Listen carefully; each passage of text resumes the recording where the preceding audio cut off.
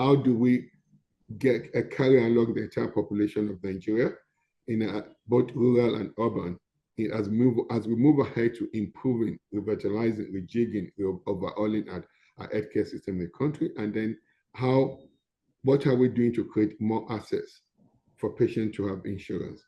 With regard to getting healthcare to the community, we have a one health approach. We're running a whole of society approach, all of a government approach. This government, we're just not working on tertiary level, we're also immediately working on a primary healthcare level as well. We have a basic healthcare provision fund, which is 1% of the consolidated revenue. We have about 125 billion in this 2024 budget. Now, this has the basic health provision fund as 3 gateways. 45% of that fund goes to the primary care centers. 45% goes to the national health insurance gateway, and the additional 5% goes into emergency services.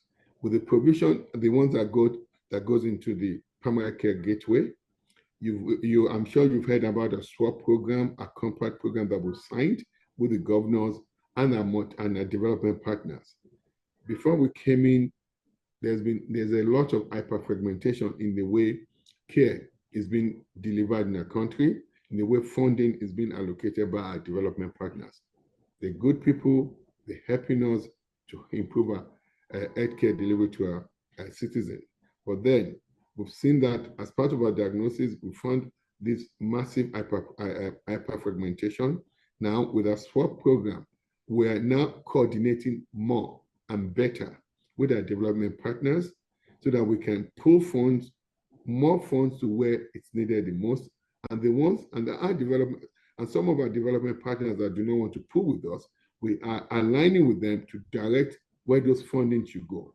So what we now have we have a pool fund from our development partners, which we are adding to our basic care provision fund, and we're directing these funds.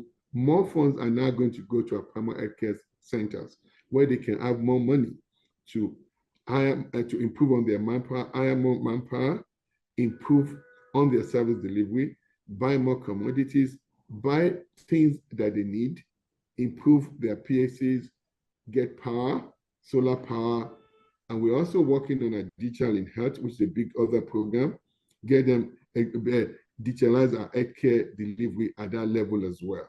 So as we move along, we're delivering better care to our citizens at the rural level, as we also improve infrastructure and equip our tertiary hospitals better.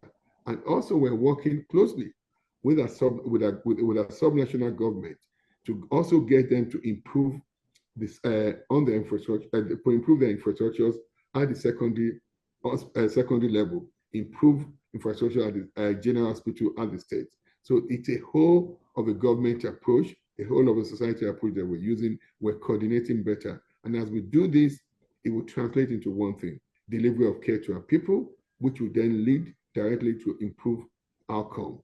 Now, as part of what we're doing as well, as part of our SWAP program, we're retraining 120,000 frontline workers. That started now, and these are frontline workers at the primary care at the primary care centers. I think I've addressed the question of how we're improving on care delivery to our rural community. We're doing that very proactively and in an aggressive manner. With regards to improving access to insurance coverage as well, we've just appointed a new Director General to head the National Insurance Agency. It's put together a strategic plan to improve coverage from current level of 7 million to about 50 million people that will be covered in the next 4 years. And the way that's going to be done, we've also increased funding allocation to our National Insurance Gateway from the Basic Healthcare Provision Fund and also from pool fund from our development partners. And as well, we're also working closely with the State Health Insurance Agency, where we now have more fiduciary more financial accountability at those state level. Funds that will be allocated to them will be better managed and better policed. We have, if you've recently heard, the president just announced, approved for us to have President Bola Ahmed Tinubu at fellows.